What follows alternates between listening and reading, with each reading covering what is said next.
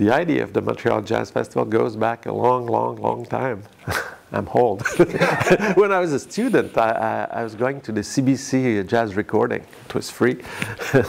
It's how I discovered jazz, and then with a false card, I went in clubs like the Black Bottom and the New Penelope. And I was really into jazz, but also, it was the end of the 60s. There was those pop festivals I went to, and I even started, not a club, but like a coffee house.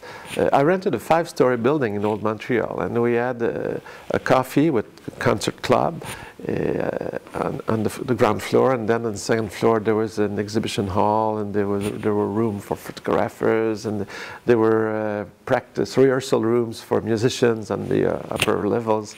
So the whole idea of the house of the festival that opened, for the 30th anniversary of the festival, was there 40 years before. Strange, I just discovered that. So then I had this idea to put on a festival in Montreal, because those pop festivals, the social phenomenon was fantastic for me.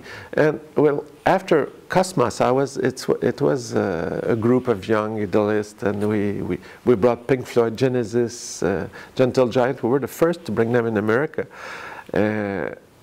And I gradually thought that a jazz festival would be the thing to do, because it didn't have any barriers of tongue and language. It was timeless and universal. And I went with Denise McCann, who was with me at the Cosmos time, at the Vermont Jazz Festival, where I met another young guy called Ted Curlin, who's now one of the biggest jazz agents in the United States. And we asked a meeting with George Wayne. The guy is the inventor of a jazz festival. He created the Newport Jazz Festival in '54.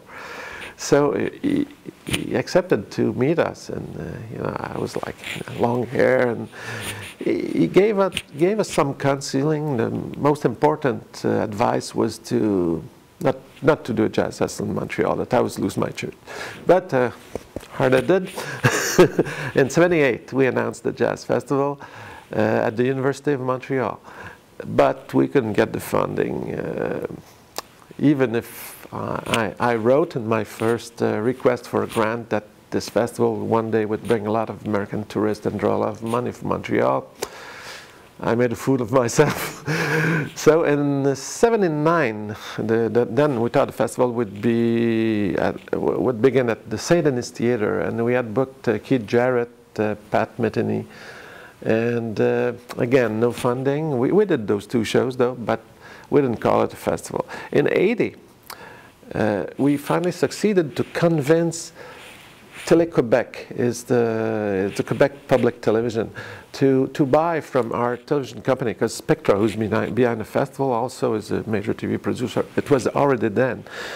So we got them to buy television recordings from the Montreal Festival, and that was an idea also to get it known around the world.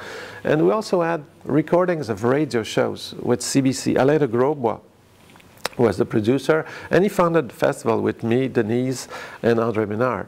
So together with the funding of broadcasters, we started the festival without any grant, without any sponsorship. So it all began.